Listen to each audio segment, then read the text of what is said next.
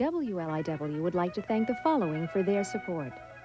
Lehner International, Levitz Furniture Corporation, Lilco, Long Island Business News, Nassau Educators Federal Credit Union, National Westminster Bank USA, New York State Lottery, Northrop Grumman, Ninex, Paul Corporation, the Roslyn Savings Bank, Saab Cars USA, So Right Sewing Machines Incorporated, Systematic Control Corporation, Wallbounds, and Windorama. WLIW thanks you for your support.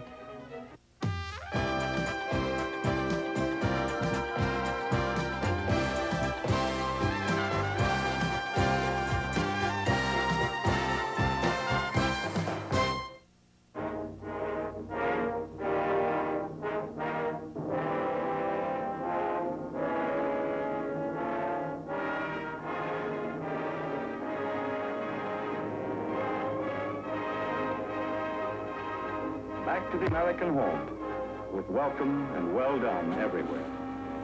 When the young people came back from the war, they were not youngsters anymore. They had gained in a short period of time worldly experience. They had been under the gun. They had faced death in some cases. They had matured extraordinarily in a short period of time. They were coming back to make up for lost time. These are people whose little local hamlet in Brooklyn was maybe 10 blocks by 5 blocks. And suddenly they were marching through Paris on the day it was liberated. You know, they were different. They had brought back with them a different sense of the world and of the possibilities of the world. Returning veterans found Brooklyn full of possibilities, even as the wartime economy was winding down and some jobs were in short supply. Vets took advantage of the GI Bill in huge numbers. Brooklyn College was filled to overflowing with first-generation college students. And the big feeling was in World War II that people missed each other, families were broken up, people wanted to have the American dream then, the home in Long Island. Many of the young veterans and their new families did leave for places with very un-Brooklyn sounding names. Syosset, Levittown, Massapequa. But a great many others remained faithful to the old neighborhood. Loyalty was a Brooklyn virtue, fostered early and reinforced throughout the school years. Erasmus Hall, thy colors bright, with every breeze unfurled, our stars by hues of purple light, of blue against the world. Here's to our old alma mater, here's to the school we love. Oh, Bensonhurst, dear Bensonhurst, to you will all be true. We will revere your memory, dear, and keep our faith with you. Firm based on rock foundation. Oh, God. Our colors brightly shine, for we honor the emblem of the hooray for 99. Woody Allen's album. I don't. One of the best things about Lincoln was that it really couldn't be pretentious. I mean, its nickname was Stinkin' Lincoln, and with that kind of name, how could you really, have airs about yourself? You couldn't. They were very good schools. The teachers, the instructors had a great concern about their pupil. They made us learn, really. They were concerned. We did homework, and they checked our homework. For the first time in my school days, when I started high school, I could not come home for lunch. And that was kind of strange. We all had to, the freshmen all had to stay and have lunch in the cafeteria. You weren't allowed to leave. And that was strange to me because my mother had this great meal every day prepared for us, I had pasta fagioli and I just had meatballs, and that kind of stuff. But now here I am in high school and I'm eating cafeteria food. I mean, that was quite an adjustment we had to make. Kids escaped the tyranny of school lunchrooms for places like Dubrow's, where they could mingle with the sophisticated college crowd over an egg cream and a cheeseburger deluxe. High school was very exciting. Each neighborhood had its own high school. And the high school sort of defined who you hung out with, what you did, where you went to the beach at Brighton Beach, what diners you hung out at night. Whatever parish or high school you attended, that was your group. When we used to go to the dances, we'd ask a girl what parish you're from. And frankly, the reason for it being is that if she lived in a far-out parish, say OLPH, and you're sitting in there at a dance at St. Augustine's, you knew that you had a long bus ride to go home, take her home. If she was from Ridgewood, which was all German, and she happened to be in visiting somebody, it was a whale of a ride home. So normally, before you asked a girl if you could take her home, you found out what parish she was from. Romance in Brooklyn was an interesting thing. You were always afraid to push too far. And the girls, we went crazy, you know, we'd walk down the street and from your heart, the little beats, and then oh.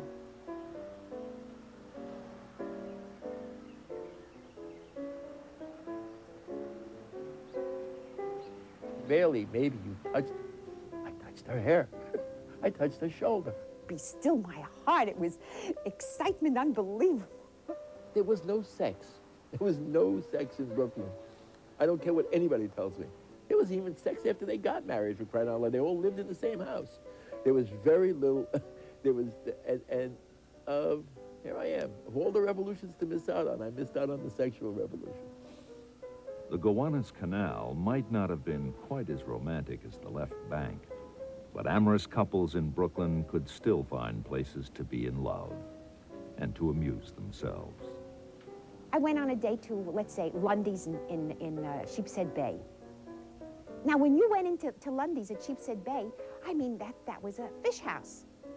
You couldn't sit down to eat. That everybody, well, not everybody, but almost everybody there was a friend of yours. Nightlife pulsed with rhythm, as stimulating as Brooklyn itself. Clubs all over the borough presented marvelous music in every possible style. And not every week the place will be jam-packed, and in many of the social clubs, new people will come in, and sometimes what happens is you'll find friends.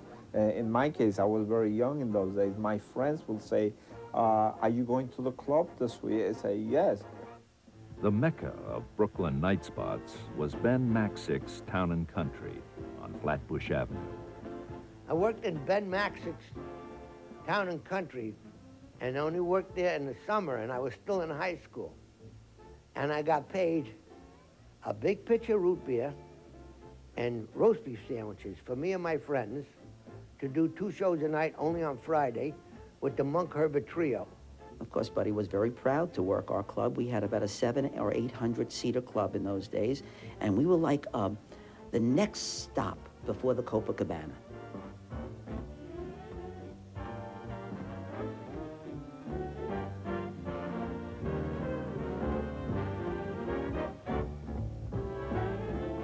When the Town and Country wasn't presenting comics and crooners, it became the chic place for tying the knot. When the new club opened up, we did as many as 26 weddings simultaneously. And we had a marrying Sam operation going on upstairs. Every 10 minutes, we married someone.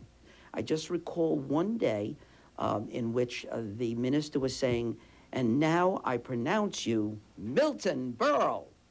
There was some sort of a mix-up between the show going on downstairs, and I'll never forget that because everyone was hysterical. The great thing about Brooklyn is everybody married everybody. Jews married Goyim, Italians married Irish, everybody moved, usually not from the same neighborhood. I mean, the joke was that, you know, the only place an Irish guy could get a girl was in the Italian neighborhood. The only way the Italian guys could get women was in the Irish neighborhoods. There was a lot of moving around and shifting. After the war, Brooklyn gave rise to a new generation and a new way of doing things. My mother, in 1947, decided that she was going to be a real American and bake a Betty Crocker instant apple pie.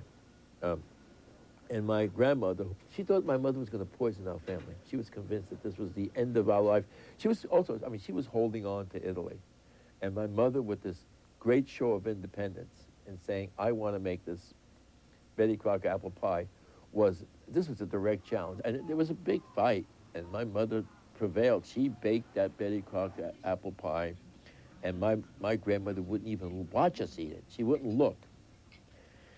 She cursed that apple pie. The entire family got deathly ill. I mean, we were just, everybody was heaving at the same. It was just horrible. We were fortunate in one way that we were, in fact, growing up in a brand new world post-war. And unfortunate in another way that the things we were learning about our country, our parents didn't seem to know about. So that was like the beginning of the change in Brooklyn in terms of generationally. The people before the war and the people after the war, which was us. No one in Brooklyn embodied that change more than Jackie Robinson. Signed to a major league contract by General Manager Branch Rickey in 1947, Robinson stepped into a Dodger uniform and American history at the same moment. The color barrier was smashed in Brooklyn. It was just thrilling when Jackie Robinson came to the Dodgers. He was a great ball player. He was fun to watch. Once he got on the base paths, he electrified the stadium. And it was just wonderful. And there was a camaraderie in the park anyhow. The fans loved him. They loved the team. With the help of Robinson and those other remarkable boys of summer, the Dodgers won a string of pennants in 1947, 49, 52, and 53. Pennants, yes, but never that elusive World Series. There was a suspicion in Brooklyn, the city of churches, that perhaps God really was a Yankee fan.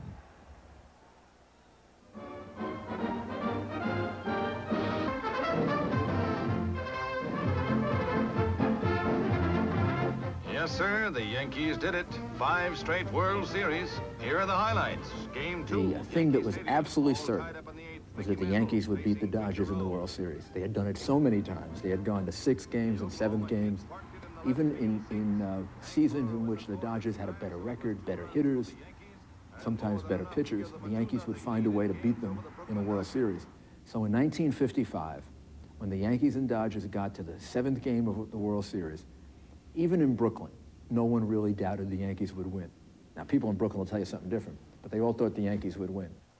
It was a 23-year-old lefty named Johnny Padres who proved to be the difference, along with a miracle catch in left field. So when Johnny Padres shut out the Yankees and the game ended 2-0 with the Dodgers winning, Brooklyn was as shocked as the rest of the world that the Dodgers finally beat the Yankees. Our bums, the Dodgers, beat the Yankees. And Sandy Ambrose made that catch in left field and doubled them up. And I was there in that series. I went to 4 games, and those were the 4 they won. The Dodgers win it 2-0 and win their first World Series. They were out-hit by a gallant Yankee team, but never outplayed, and this day will live long in the memory of Brooklyn, USA. Oh, how sweet it was. The parade down Flatbush Avenue. All those years of frustration erupting in a great show of affection for those once beleaguered, always beloved, and now triumphant bums. The satisfaction of Brooklynites was short-lived, however. 2 years later, Dodger owner Walter O'Malley plunged a dagger into the heart of the borough when he announced that he was moving the Dodgers out of Brooklyn. O'Malley had negotiated a secret sweetheart deal to have a stadium built in the Chavez Ravine, promising to build community facilities for displaced Los Angeles citizens. Brooklyn fans, the best in baseball, had been betrayed. Now they could truly say, we was robbed. Go out there now and see what he built. Nothing. Zip. The center of a bagel. That's what he built. Oh, He was a carpetbagger, Walter. That's all he was. And he took advantage, and he betrayed all of the Brooklynites. And we will never forgive him, never. And one day, I don't care if he went up or down after he demised, I will catch up with him, and I'll let him know it. The loss of the Dodgers was a body blow, and not the only one. By the end of the 50s, many families had been lured away by the enticements of suburbia. The last of Brooklyn's trolleys had been pulled off the tracks. And the hometown paper, the Brooklyn Eagle, shut down the presses for good.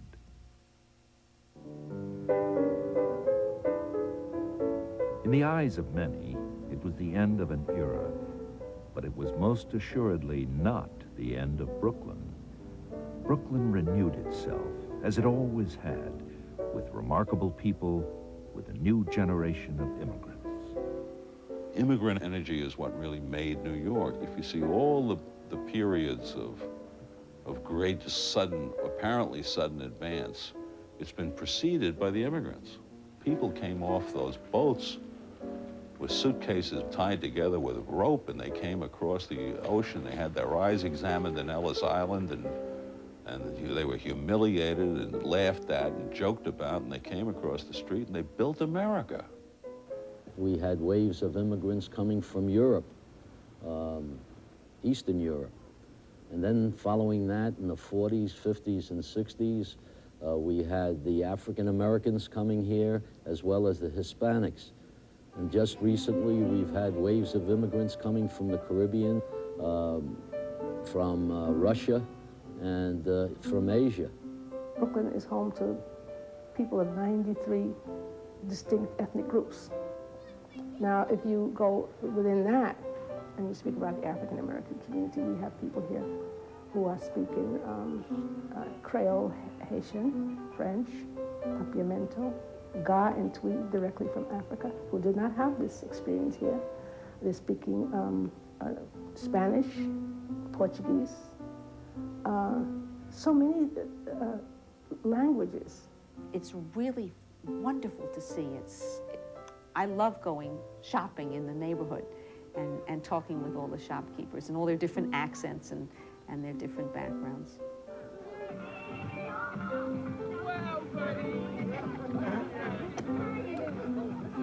I think Brooklyn represents the spirit of New York City.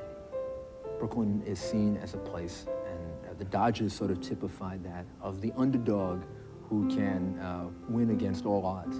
And I think Brooklyn evokes that sort of feeling in people. It is not only the influx of new populations with will and talent that is renewing Brooklyn. Many of the old ties still bind, and people in search of time-honored Brooklyn values are coming home once again. I never say I'm from New York. I always say I'm from Brooklyn, because I consider Brooklyn a separate entity, and I always feel that we were a city within the city, not just any other borough. We were the most special place on earth, and if you don't like it, do me something, but that's how I feel about Brooklyn. I had chances to leave. If I had wanted, to leave, I would have, but I didn't want to go. I want to stay here and be a part of what's happening here. Brooklyn is about to go through its turn, and I say what I mean is that it is going through its entire cycle. It's now back to the beginning, and I think that means a worth, that it has worth, and that the people who live there now, or the people who still own their homes there now, remember that worth to the point where they made an effort to bring it back. It's really important not to deny the roots, and we really need roots. So to really appreciate it, I guess I had to move away to really appreciate where I come from. The beginning of a movement in Brooklyn's unfinished symphony is being sung by a rich, diverse choir. It is music as old and as new as Brooklyn, varied, vital, and as always, full of hope. I remember all the good things and of growing up and living there with my children being born there and everything. I love Brooklyn. And you'll never forget it. In my mind, it still looks the same. It was a wonderful time growing up. It was a time when water was clean and sex was dirty.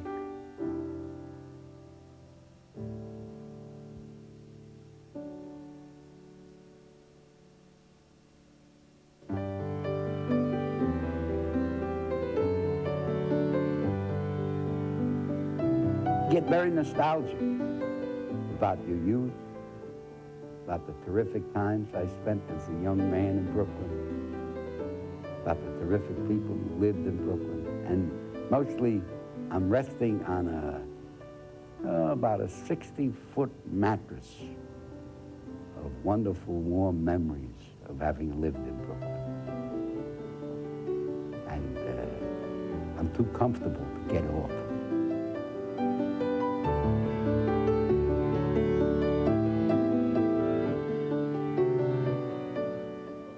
Well, Elliot Gould said he had to move away in order to appreciate what Brooklyn was and how much he loved it. Many of us have moved away, but many of us still remember the magic moments of Brooklyn. And if you're still living there, you get to enjoy them each and every day. And whether you've moved away or not, you now get to enjoy Brooklyn as it was and as it is right here on WLIW, your public television station. Now, how many public television stations, or how many TV stations for that matter, ask you to be a partner? None, except WLIW. We're glad to have you as a part of our team because your partnership with WLIW enables us to produce programs like New York the Way It Was, Brooklyn. Your member dollars make it happen right here on this public television station. And we invite you, if you haven't already become a member, to do your part this evening so that we can go forward and invest the dollars today in more programs like this tomorrow. Let us know what you'd like to see. Would you like to see a little bit about the Bronx, perhaps? Or perhaps Broadway is more to your liking. Let us know, because we aim to please right here at WLIW. And we aim to thank our partners from the corporate community who have also helped to make this program possible. Help us do that. The preceding program was brought to you by grants from Forest City Ratner Companies, dedicated to a growing Brooklyn, and Independent Savings Bank, 145 years of helping Brooklynites in their pursuit of happiness. Try to look normal.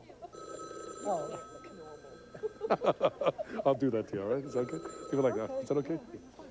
Okay. I'm going to do something. Mr. Director, come over here. Just excuse me for a moment. I don't mean to be anything rude here, but I want to thank my good friend Doris Modell of Typograph, for giving us all these hats. May I take this hat? May I just take it on? Look at this. That's the Brooklyn hats. Doris Modell of Typograph. Thank you. I can take it back. Have you seen what the newspapers are saying about what we're doing here at Channel 21 tonight? What could be better than Brooklyn? A great television review by Walter Goodman in the Times, the Daily News. Brooklyn easily recaptured the way it was. I mean, everybody's raving about it. But you know the most important critics? You. And you have responded tonight fantastically, so we have a big surprise for you, which I'll tell you about in a couple moments. We have a lot of people for you to meet. I have Doris Modell. Ian Masick is on the phone. This is a guy that we all know, Town and Country. If you go up from Brooklyn, you know this. Ben Masick's Town and Country. He's taking phone calls. Brooklyn the Way It Was, and I have a bookmark in here. I'm going to put this down for a moment. I don't know if you can grab this. I'm going to get very close to you. I'll see if you can do this thing. I'll get very close. It says here, this is a ticket, Lincoln versus Midwood, 1961, Saturday, October 21st, 3 o'clock, 2 o'clock at Lincoln Athletic Field. Lincoln Athletic Field. Now, what I want to know, if somebody can tell me who won this game. My bet was on Lincoln, because I sort of have a little funny thing about Midwood being a Madison graduate, but I have a feeling Lincoln took this. So who won this game? Lincoln versus Midwood, 1961, October the 21st. I'll keep this with me. See, this is what's happening. People are calling it, they're reliving memories of Brooklyn. I believe 1 out of every 30 people, they said 1 out of 34, but 1 out of every 30 people in the United States, in these United States, have been touched, either have lived in Brooklyn, know somebody lived in Brooklyn, visited Brooklyn, or they are from Brooklyn. Tonight, even if you're not from Brooklyn, you are from Brooklyn, you have the feeling. The Brooklyn feeling is there. And when we talk about Brooklyn, something magic happens. The phones ring because everybody gets very involved. Brooklyn is a magical fabric. It is an American coleslaw. That's what I call it, a salad. It's a salad bowl. It's everything. There's everything in Brooklyn. And that's what makes it so wonderful. I'm very proud to be a Brooklynite. grew up in a neighborhood, East 26th Street, which, by the way, we're going to show you. And in a few moments, I'm going to try digitally to take you to Lundy's. Did you know that Lundy's is open again? It's open now, and I'll tell you about exactly the grand opening is happening on December 5th. The grand opening for the public is on December the 6th. It's open now, what they call a soft opening. I will tell you about that in a couple moments. I'm going to show you my neighborhood. I'm going to show you Lundy's, and a lot of other wonderful things. Plus surprises, outtakes, and a lot of great stuff. Stay with your cousin Brucey. Stay with us in Brooklyn. Right now, ladies and gentlemen, my fellow Brooklynite, here's Ronnie. Let me ask you something. Are you smiling right now? Well, you should be, because there isn't a moment of this program that doesn't bring a little smile to your face. And I know each and every time I've watched it, and I have to admit, I've watched it many, I've smiled at some treasured moment, at some memory of what Brooklyn was like to me as a child. Only fond memories. And those memories can actually live on for years and years to come with each and every member of your family, because as our way of saying thank you for your generous support this evening, we'd like to send you this VHS of the program, New York the Way It Was, Brooklyn. For a $60 credit card pledge, we will guarantee you delivery in time for the holiday season, for Hanukkah or for Christmas. You will have it in your hands, ready to share with the members of your family over a special holiday dinner. And not only will you enjoy the program, but this tape has an additional 30 minutes of vignettes and interviews with Rudy Giuliani and Grandpa Al Lewis of the Munsters and Buddy Hackett, things that you didn't even see in the program, but that you will treasure. And if perhaps you can afford a $250 membership contribution, have we got a wonderful special gift for you. It's the 4-set series of New York the Way It Was. It contains all the episodes produced thus far. Part 1, the original. Part 2, the old neighborhood. Part 3, Wish You Were Here. And of course, the newest entry, New York the Way It Was, Brooklyn. And we just had a phone call from somebody who wants to know if the next one will be the Bronx. Will it? That's entirely up to you, because your member dollars here tonight are what we reinvest in programs that you enjoy. We don't take dollars that you pledge around this program and invest it in other programs. This is the one you're interested in, this is the one you've supported, and this is the kind of program that we will invest your member dollars in the future. So please do let us know what's important to you, and let us say thank you with this incredible VHS, and incredible it is, I guarantee it. Well. Well, I asked a few moments ago a trivia question, not so trivia, but Lincoln against Midwood High School on Saturday, October the 21st, 1961, and I said, who won, Lincoln or Midwood? I said Lincoln, because Lincoln is great, and I would like to see him beat Midwood. They were our things. And the answer is Lincoln beat Midwood 21-7. All right, congratulations. All right, so Lincoln over Midwood 21-7, 1961. Sounds good. Isn't this fun? This is so great. much fun. This is great. A wonderful thing. Listen, with your permission, I will try it again. The digital thing, they told me let me clear the way. Okay, well, let me clear the way. You stay there. I'm going to move back a little bit. The engineers here at 21 promised me that they fixed the verbal feature a little better, which hurts a little down. less pain. Well, a little down less here. pain. You know, it hurts around the thighs. You know what I mean? So I'm going to. Ladies, are you ready? We're ready. Here we go. Stand by. I'm going to now take you to. I'm going to take you to Emmons Avenue. Ocean Avenue. I'm going to get Lundy's right now. Now, you know what Lundy's is. You can smell the, I can smell the those biscuits and the I clam can chowder smell them and the now. raw bar. Here we go. Let's go. Okay, be careful. Avenue U, Flatbush Avenue, New Brunswick, New... Oh, my goodness. I hope he makes it, because Lundy's is terrific. And Lundy's is reopening for your pleasure. If you haven't been there, the only thing I can tell you that you really want to know is you don't have to send your kids to stand over the tables to make sure that the person gets up from the table and you get a seat, because now they're accepting reservations. And you'll want to be there along with Cousin Bruce, who has just about made a visit there right now. Cousin Brucey, are you there? Are you there? Did you make it? Cousin Brucey? Wow. Whew, this time travel really gets a little rough. Well, cousins, here I am, back in my hometown, Brooklyn. It's 1945. 1945. Brooklyn, fourth largest city in America. The longest tunnel. We have one of the largest single expansion bridges, and anybody who was born in Brooklyn, you know this building. A landmark. The largest restaurant in America. Over 50,000 square feet. 1945. FWIL Lundy's. Well, in 1979, anybody who lived in Brooklyn had a very sad day. Sometime in 79, Lundy's closed, went out of business. We were all heartbroken. Well, here we are. Brooklyn is being revitalized. Everything is going well. We're building again. It's 1995. Ladies and gentlemen, some good news. FWIL Lundy's opening again.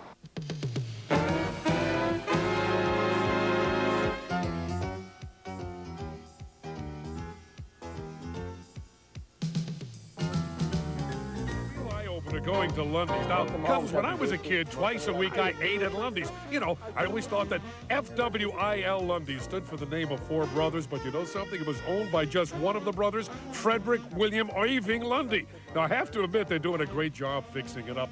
Neil Kleinberg, he's the new executive chef, but he met me and gave me this special tour. Promise me one thing. The biscuits are coming, right? They're coming. Yeah, They're in the oven right now. Hold on, I got to get them. You know what I love?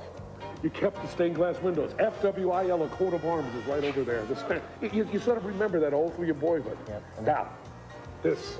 We used to get a half a dozen clams, mussels, the original clam bar, you'll be able to get clams and oysters and fried shrimp and beers on tap and open these windows and get the same service and great neighborhood. And the fishermen used to come in and get all the fresh stuff. I can just almost taste it right now. Let's shuck up a dozen. All right. Now, I'm like a little kid back here. What's happening up here? This is the main dining room in here. That's the oyster bar up front. This is the raised elevated seating where you can overlook. The seating was raised so that you can see the bay. There's something happening now. This was not like it was. No, the kitchen. There's a new thing in it. Originally, the kitchen in Lundy's was in the back, and you never saw a cook. And this is a state-of-the-art kitchen, one of the largest lines in the whole country. And we have a wood-burning pizza oven. We're going to do great little thin-crusted pizzas at the table and a great char-grilled fish, fantastic broiled filet of sole, and wonderful stuff. So what you're saying is that I'm sitting out here, right, having dinner. I can watch. You can it's watch, open. So this is the latest thing. Clean hands. So Lundy's is going to have the tradition that we've always had, that we're used to, right? Right. But yet it's 1995. We're going into the next decade, right?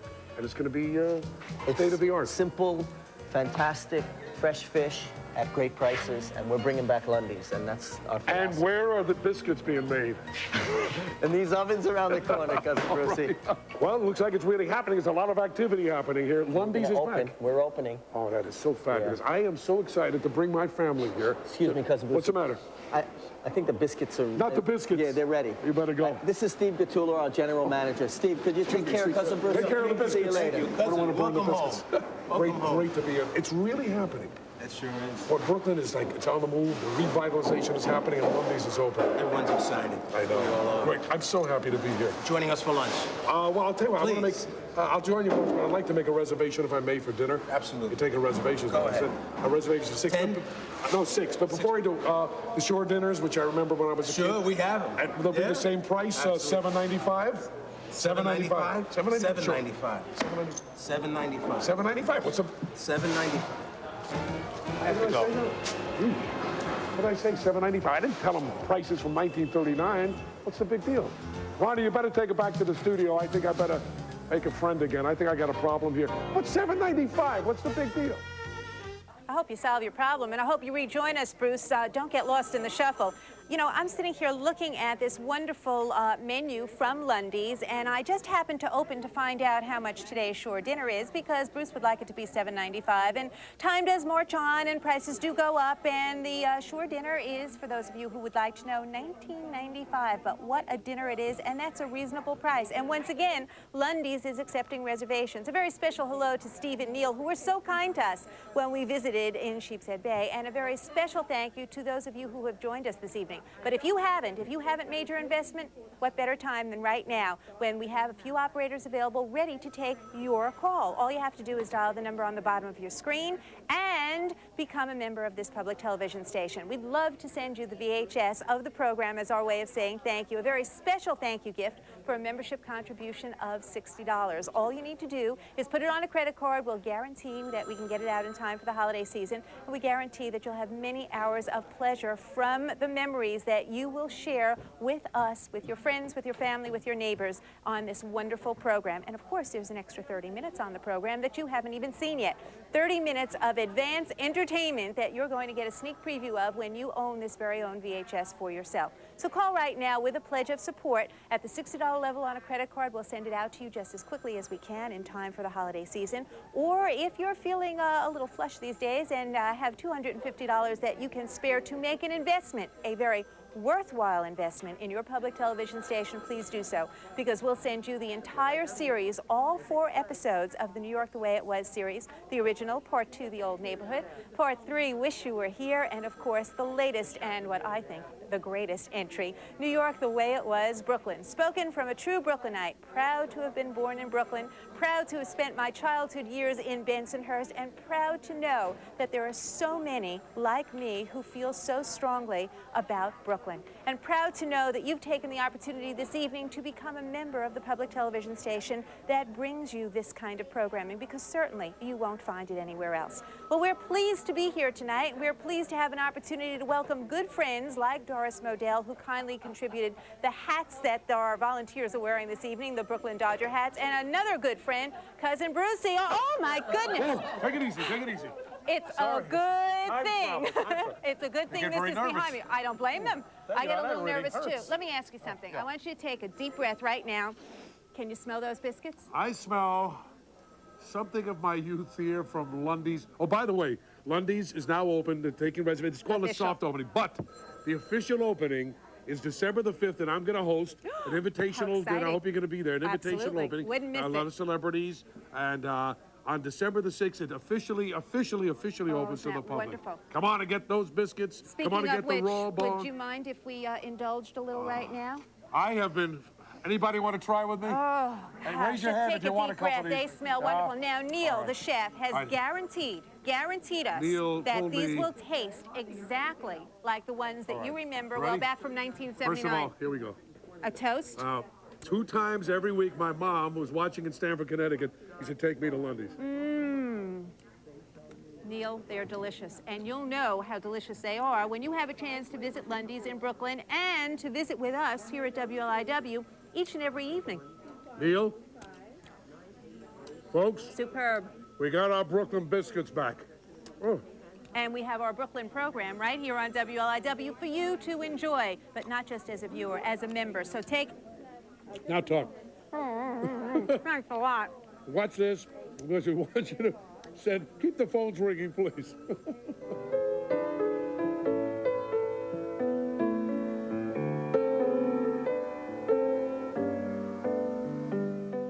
Down the beach from Coney, you could enjoy a quieter day by the sea. After my husband left, and he was gone for 2.5 years, all of the girls used to hang out together.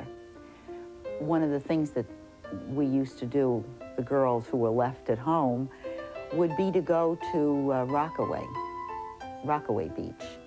I sent a lot of what we used to call cheesecake pictures to my husband, who was overseas. I wanted to make sure that he remembered me. Over the years, the Rockaways grew into a summer bungalow community. We lived in Washington Heights, where it was hot and dark and ugly, and most years we were taken out of school around the 15th of June, and we headed straight for the beach. Once we reached the Rockaways, you could park the car and just go everywhere on foot. We had 2 bungalows back to back. The front bungalow was my aunt, my Aunt Evelyn, my Uncle Ben, and 2 kids, and my grandparents. We lived in the back bungalow, myself, my sister, and my brother, and my parents. In between the 2 bungalows was a courtyard, and in the courtyard was where life happened.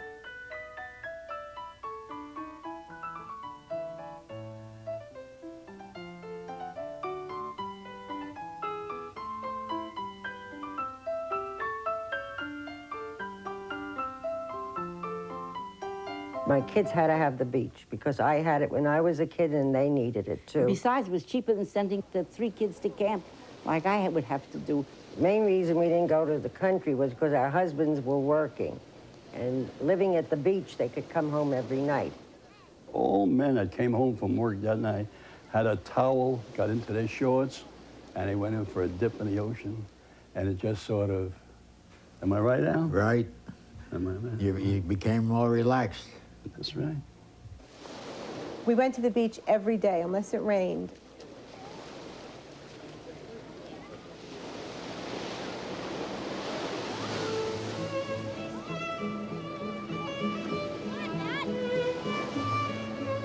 In the afternoon, card games provided a little friendly competition.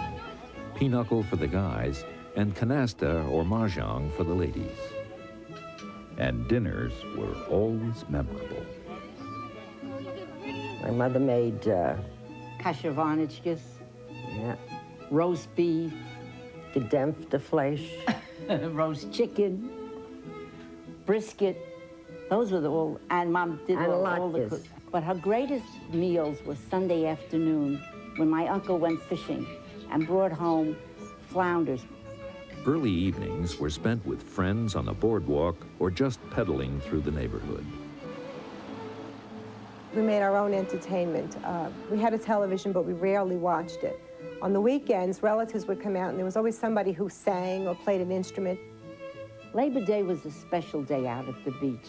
Everybody, every house in every corner, there were block parties. You were saying so long to your neighbors. Even sometimes you said, well, I want to stay an extra couple of days. And you didn't Labor stay. Day night, you looked out the street, all the lights were out, it was dead. You just, come on, let's pack up and get the hell out of here.